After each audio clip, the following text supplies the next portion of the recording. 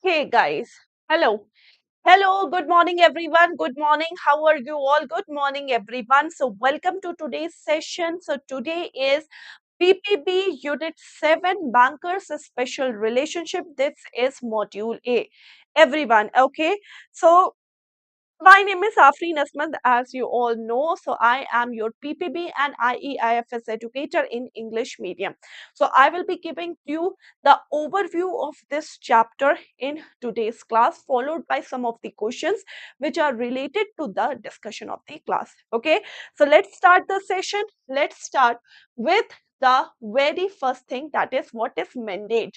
First of all, what is mandate?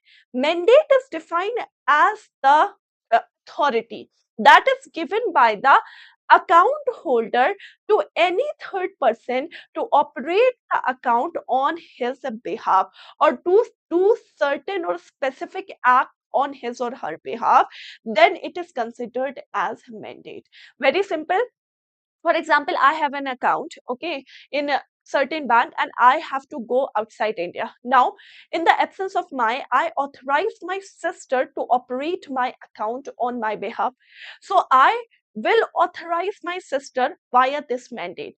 Mandate is the authority that account holder, means me, is given to a third person, that is the my sister, to operate certain acts, or to do certain act, or to operate that account on the absence of mine or on the behalf of mine. Then it is known as mandate. Okay, the customer informs the bank about the authority, that is known as the mandate. The signature of mandate is verified by the customer in the mandate letter. The mandate is normally for a very short period of time. Okay, a mandate ceases on death, it ceases on insanity, it ceases on insolvency, bankruptcy. Okay, a mandate can be withdrawn anytime by the account holder. It is the unstamped agreement. The very important thing is it is the unstamped agreement. So what is mandate? Mandate is simple authority given by account holder to certain individual or third person to do or to act certain function on his or her behalf. Okay, so the customer informing the bank about the authority given to the third person. The third person to whom the mandate is given is known as the mandate. For example, I am authorizing my sister to act or perform certain functions on my behalf. Then my sister act as a mandate. Mandate, this is for a very short period of time. Actually, it is for some specific reasons or some specific act. So as soon as the act was finished, or for the time period finished, the mandate is over. Mandate is also ceases if there is death, or if there is insanity, or if there is any insolvency. If we talk about the mandate, the most important thing is it is a unstamped agreement, means no stamp is required for this mandate. Okay, next, power of attorney. Now, what is power of attorney? Same thing. It is again a document executed by the account holder, or you can say donor, or you can say principal, to the third person, which is known as the donee, or which is known as the agent, to act or perform on his or her behalf. This is known as power of attorney. Mandate and power of attorney both are for the same purposes. Mandate is also for the same purpose. Power of attorney is also for the same purpose. But the difference between mandate and power of attorney is the mandate is a unstamped agreement, whereas power of attorney is the stamped agreement. For example, I am authorizing my sister to perform certain acts on my behalf. So this can be done via simple mandate. There is no stamp that is required for this. But there are certain activities which requires a lot more procedures than other. So if you are authorizing, or if you are giving power of attorney to the third person, means if the principal is giving the agent a certain function, or to perform in his or her absence, it is done via power of attorney, and it is a stamp agreement. When we talk about the power of attorney, it can be general or it can be specific. General means it is for uh, more than one transaction. It is not for any particular transaction. It is given for a time period that you should act on my behalf. whereas specific or limited power of attorney is for only a single transaction. So for specific, there is only a single transaction. You are giving authority to the agent that, okay, you have to perform this function on my behalf. That is the specific power of attorney. Whereas there is a general power of attorney also. General is for more than one transactions. If you are authorizing any third person that you have to perform certain functions, then you are giving them the power, the general power of attorney. Clear? Now, power of attorney is a stamped document. It should be stamped in the presence of magistrate of a court or notary. Okay, so this is the difference between power of attorney and mandate, the very important portion of this chapter. Now, there are some rights of the banker. We all know the rights of customer. Customer has very rights, but there are some rights which are actually assigned to the banker also. And one of such right is banker's lien. What is a banker lien? Banker liens give the right to banker to retain possession of the goods until the debt of the latter is fully paid. For example, I have received some debt from a bank and I have kept my gold ornaments as a collateral for that loan. Now, banker liens means what? Banker liens means a banker is authorized to retain possession of that gold ornaments until I have fully paid my debt. That is known as banker's lien. So, banker's lien simple, the right of the banker to retain the possession of the good until the debt of the latter is fully paid. The banker's lien is an implied pledge.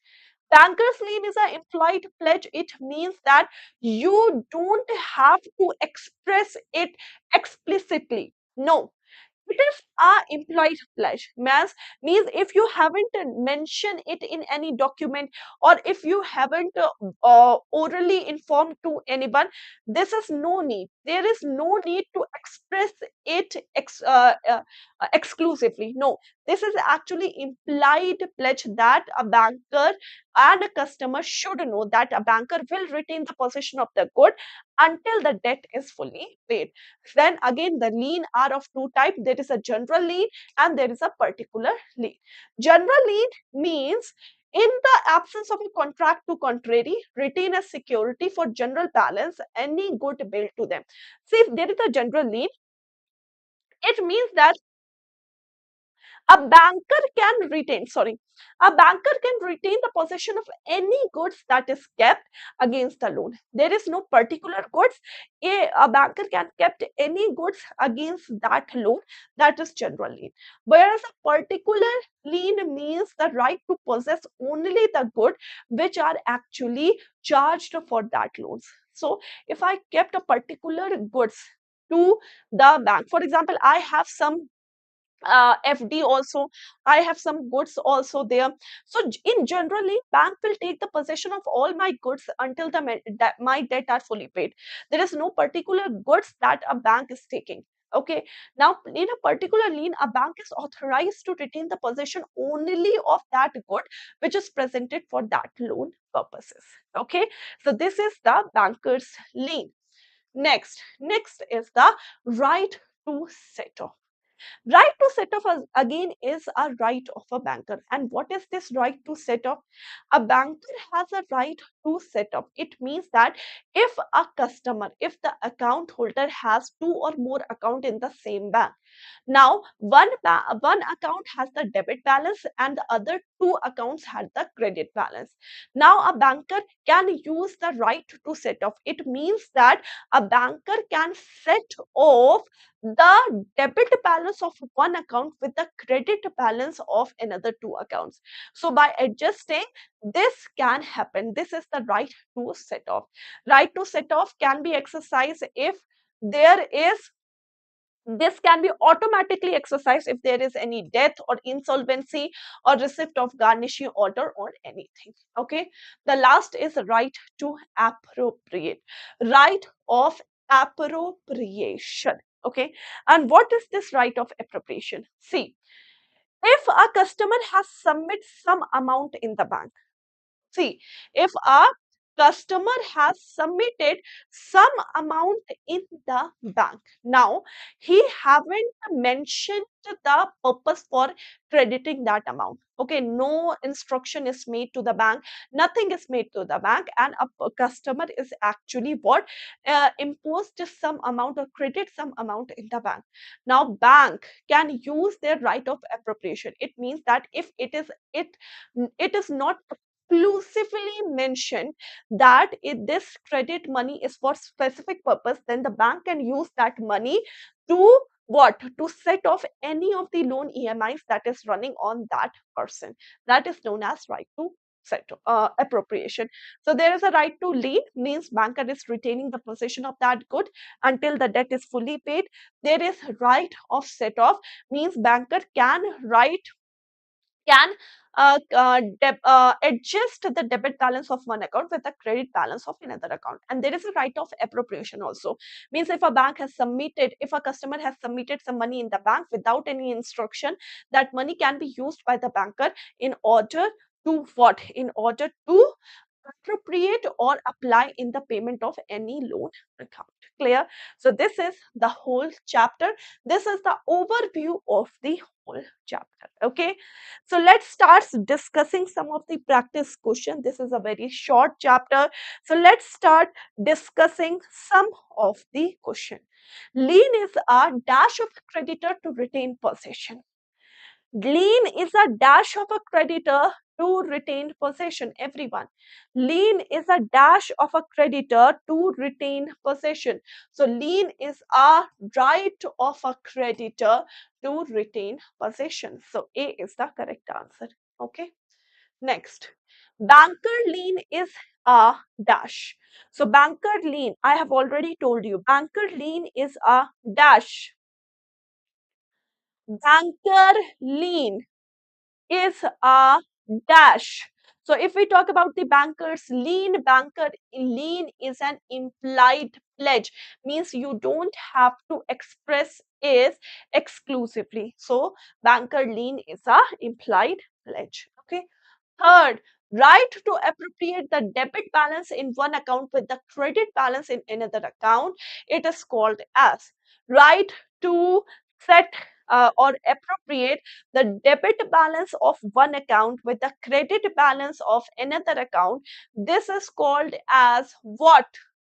Everyone, right to appropriate. So obviously it is known as right to set off, right to balance debit of one with the credit of another. Okay, next, mandate is a stamped agreement, memorandum of understanding, unstamped agreement, or letter of authority. Mandate is a what? What is a mandate? Everyone, guys, please answer the question. Mandate is a mandate is a So obviously mandate is a unstamped agreement, whereas power of attorney is a stamped agreement that you all know. Okay, done. And the last question is, person to whom power of attorney is given is called as dash, and who gives it is called as dash. Power of attorney. The person to whom power of attorney is given is called as dash, and who gives it is called as dash. So the person to whom the power of attorney is given is called as donee, and who gives it is called as donor. Okay, so the correct answer is D. So this is the complete lecture. I hope that you have all understood this chapter. See, if you want to download the PDF of this section or this class free of cost, then you can download it by following this simple step. Just download this Oliveboard app, select the course option in this Oliveboard app. If you open this course option, you will find a YouTube class PDF section, and here you will find every class's timing, PDF, everything. Okay, you can download it free of cost. Okay, Done, guys. So thank you so much, guys, for joining this session. I hope that you have enjoyed this session. If you like this session, please like and share the video to the maximum you can. Okay, and if you haven't subscribed this channel, guys, please subscribe the channel and press the bell notification icon. Thank you so much. Bye bye, guys. Take care, everyone. Bye, guys. Take care, everyone. Bye.